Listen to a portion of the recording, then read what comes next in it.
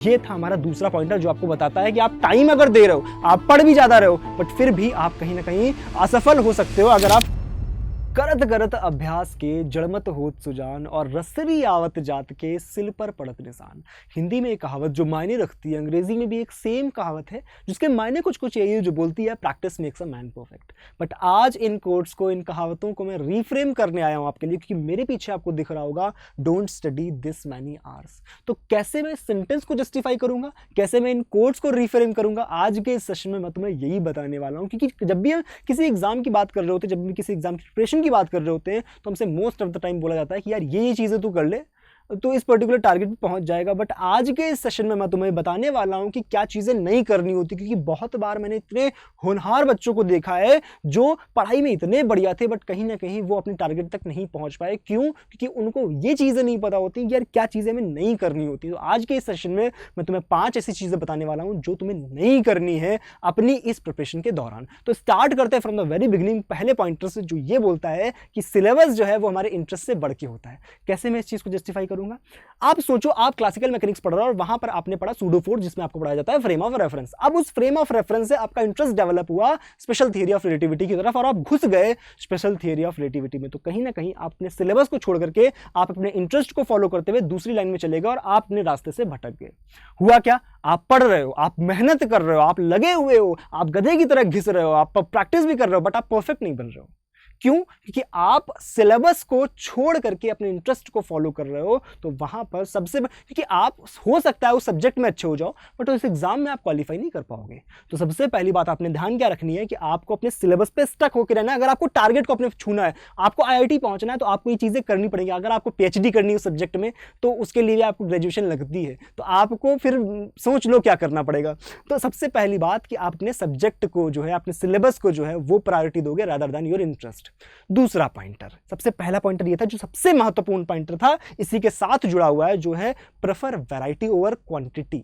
मतलब suppose that मैंने तुमसे बोला कि यार ये टॉपिक है, आपको इस टॉपिक पे सवाल करने 100। अब आपने क्या किया, एक वैरायटी के, एक टाइप के आपने 100 सवाल कर लिए। तो यहां पे आप प्रैक्टिस कर रहे हो बट आप परफेक्ट नहीं बनोगे, क्योंकि एक ही सवाल जब आप 100, एक ही टाइप का सवाल जब आप 100 बार करते हो तो उससे क्या होता है, आप जो मतलब उस चीज में ना अंदर नहीं घुस पाओगे। सबसे पहली चीज आपको करनी क्या है कि आपको वैरायटी पे फोकस करना है। मतलब आप अगर 100 सवाल कर रहे हो तो कम से कम वो 10 से 15 वैरायटी के 100 सवाल होने चाहिए। तो ये था हमारा दूसरा पॉइंटर जो आपको बताता है कि आप टाइम अगर दे रहे हो, आप पढ़ भी ज्यादा रहे हो, बट फिर भी आप कहीं ना कहीं असफल हो सकते हो अगर आप वैरायटी पे फोकस नहीं कर रहे हो, आप क्वांटिटी पे फोकस कर रहे हो। ये था दूसरा पॉइंटर। अगले पॉइंटर पे बात करते हैं जो बोलता है सब्जेक्ट बैलेंस। मतलब आप सोचो, घंटों घंटों सिर्फ और सिर्फ एक सब्जेक्ट पे निकाल रहे हो, आप दूसरे तीसरे सब्जेक्ट को छू ही नहीं रहे हो, क्योंकि आपके पास 3 सब्जेक्ट है।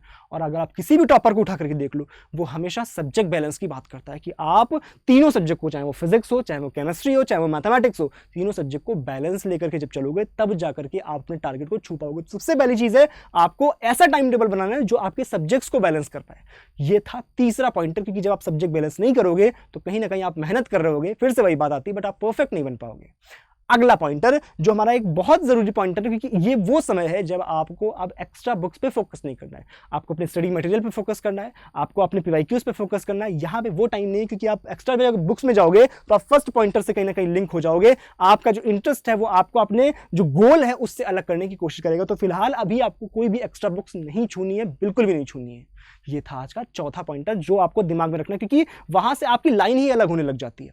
अब आते हैं लास्ट पॉइंटर पे, जो ये बोलता है कि जिस एग्जाम की आप तैयारी कर रहे हो वो एक स्प्रिंट नहीं है, वो एक मैराथन है। और मैराथन में दौड़ने का एक सिंपल तरीका होता है कि आपको एक कॉन्टिन्यूअस पेस पे लगातार कॉन्टिन्यूअसली चलते रहना होता है, दौड़ते रहना होता है। अब ये नहीं कि आप अपनी पेस कहीं बढ़ा दो, कहीं घटा दो, आप लगातार सेम पेस से जब चलते रहोगे तो कहीं ना कहीं आपको स्प्रिंट नहीं मारने की जरूरत नहीं बीच बीच में, कि मतलब मैं बहुत ज्यादा पढ़ लूंगा बीच में तो फिर आप आगे जाकर के थक जाओगे। अगर आप बीच में तेज भागोगे तो आप आगे थक जाओगे। दिक्कत ये है, आपको एक कॉन्टिन्यूअस पेस पे लगातार चलते रहना। तो इस वजह से बोलने का मेरा तात्पर्य ये था कि आप अगर बहुत ज्यादा पढ़ रहे हो गलत सेंसेस में, इन 5 सेंसेस की मैं बात कर रहा था कि अगर आप इन तरीकों से ज्यादा पढ़ रहे हो तो वो आपके लिए हानिकारक साबित हो सकता है। अब बात करते हैं कैसे मैं रीफ्रेम करूंगा practice makes a man perfect को। तो practice makes a man perfect की जगह आज से आप बोलना शुरू करेंगे perfect practice makes a man perfect. मतलब जो आप प्रैक्टिस भी कर रहे हो वो परफेक्ट होनी चाहिए, वो इन जो कैटेगरीज है इनको फुलफिल करनी चाहिए। मतलब आपको प्रैक्टिस अच्छी करनी है, ये नहीं कि सिर्फ और सिर्फ घिसते रहना है गधों की तरह। अगर आप इस चीज से ऊपर निकल जाओगे तो आपके लिए जो आईआईटी है वो दूर नहीं है।